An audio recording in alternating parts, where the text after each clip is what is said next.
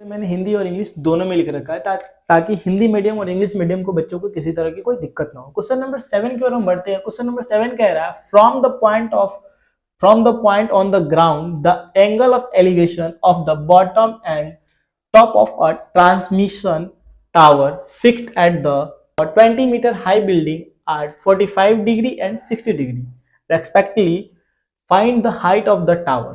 कह रहा है भूमि के एक बिंदु से एक 20 मीटर ऊंचे भवन के शिखर पर लगी एक संचार मीनार के तल और शिखर के उन्नयन कोण क्रमशः 45 डिग्री और 60 डिग्री। तो मीनार की ऊंचाई हमें याद करनी है।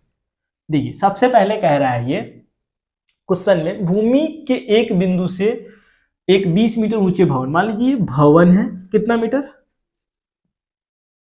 ए भी एक भवन है जो 20 मीटर ऊंचा है और इसके ऊपर एक मीनार है जिसे हम क्या ट्रांसमिशन टावर है। ठीक है, तो ये मान लीजिए ये ट्रांसमिशन टावर है, तो ये सी बिंदु पे है और ये कह रहा है भूमि के एक बिंदु से मीनार के शिखर यानी कि जो टावर है उसके शिखर का जो उन्नयन कोण है ना, मान लीजिए ये हॉरिजॉन्टल लाइन, तो इसके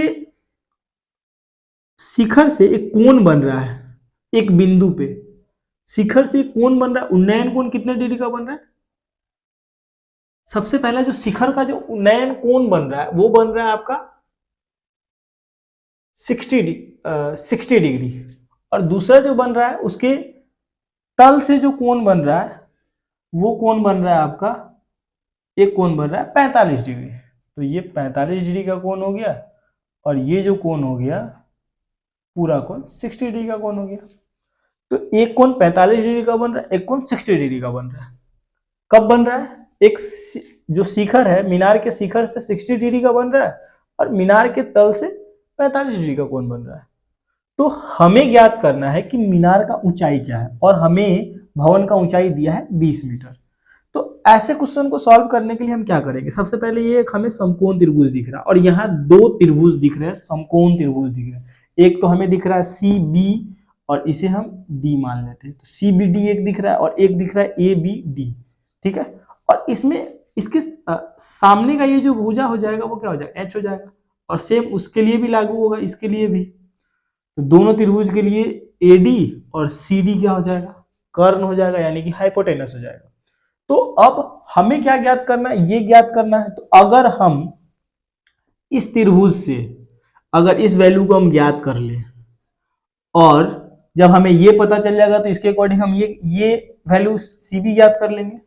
हम यहाँ लिखेंगे सॉल्यूशन के लिए कि यहाँ दो त्रिभुज बन रहे हैं, एक तो त्रिभुज बन रहा है सी बी डी और दूसरा बन रहा है आपका सी ए यानी कि ए बी डी बन रहा है, त्रिभुज ए बी डी। दोनों क्या है, समकोण त्रिभुज है।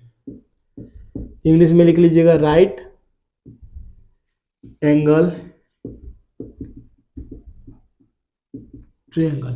ठीक है, तो सबसे पहले हम अब क्या करते हैं, ये जो छोटे वाले जो त्रिभुज है ए बी डी समकोण त्रिभुज उसमें हम बात करते हैं। तो यहां लिखेंगे त्रिभुज ए बी डी में, इंग्लिश मीडियम वाले लिखिएगा in triangle A B D. ठीक है, तो इसमें हम क्या करेंगे, हम जानते हैं कि हमें इस कोण के लिए जो सामने का भुजा वो तो P हो गया और ये भुजा तो H है ही, यानी कि ये लंब हो गया, ये कर्ण हो गया, तो ये भुजा बच गया यानी कि बेस यानी कि ये आधार हो गया।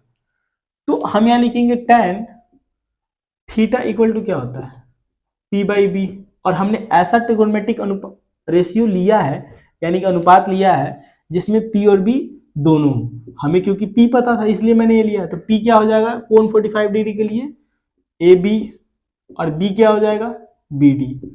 तो ये tan 45 डिग्री है, तो tan 45 डिग्री इक्वल टू क्या होता है, ए बी कितना पता है हमें 20 और बी डी हमें पता नहीं। tan 45 डिग्री इक्वल टू 1 होता है, तो 1 equal to 20 by B D. तो इसमें क्रॉस मल्टीप्लाई हो जाएगा क्योंकि 1 के नीचे 1 छिपा है, तो क्या हो जाएगा बी डी इक्वल टू 20। तो हमें तो ये पता चल गया है कि ये जो ए बी है सेम उतना ही बी डी है। तो अब हम क्या करेंगे, अब हम करेंगे बड़े त्रिभुज में हम ज्ञात करेंगे। तो बड़े त्रिभुज में हम क्या लिखेंगे, in triangle C B D में, ठीक है, लिखेंगे या यहां भी तो हमें यही ज्ञात करना है, ये ज्ञात करना है, P ज्ञात करना है इसके लिए। तो ये जो सामने का 60 डिग्री के लिए सामने का भुजा क्या हो जाएगा, P हो जाएगा, और ये जो भुजा है B तो है ही, तो हम यहाँ लिख देंगे tan थीटा इक्वल टू, यहाँ हम क्या लिखेंगे, P इक्वल टू कितना है, CB है। तो हम ये भी तो लिख सकते हैं CB है जो बराबर है कितना के, CB बराबर है आपका, वो है CA प्लस AB के, यानी कि जो CB है हमारा बराबर है CA प्लस AB, इसके बराबर है। तो हम CB इक्वल टू क्या लिख देंगे, CA प्लस AB बाई, अब क्या लिखेंगे, B कितना है हमारा, BD है, तो BD हो गया, ठीक है। तो अब हम यहाँ tan थीटा इक्वल टू जानते हैं, थीटा का मान कितना जानते हैं, tan थीटा इक्वल टू होता है हमारा 60 डिग्री है, तो tan 60 डिग्री इक्वल टू क्या हो जाएगा, CA plus AB by BD।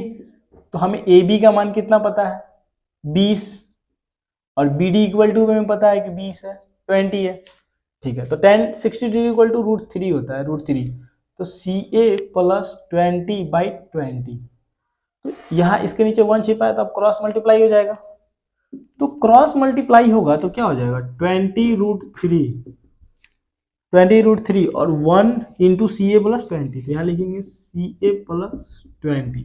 तो अब हम नॉर्मल CA इक्वल टू लिख सकते हैं, CA को यहीं रहने देंगे और 20 को इक्वल टू इधर लाएंगे, तो ये 20 √3 था और 20 इक्वल टू किधर आया है, तो -20 हो जाएगा। तो हम लिखेंगे इसमें से, देखिए तो अगर हम 20 कॉमन ले ले इसमें से और इसमें से, तो क्या बचेगा, यहाँ √3 बच रहा है और यहाँ 1 बच रहा है। तो ये आपका जो दूरी आ रहा है ना, ये CA आ रहा है, तो हमें यही ज्ञात करना था, यानी कि तो हमें क्या ज्ञात करना था, टावर का ऊंचाई। तो हम क्या लिखेंगे, लिखेंगे कि मीनार की ऊंचाई जो है वो कितना आएगा, आ गया 20 इंटू √3 माइनस 1, यानी कि 20 गुना √3 माइनस 1, ठीक है।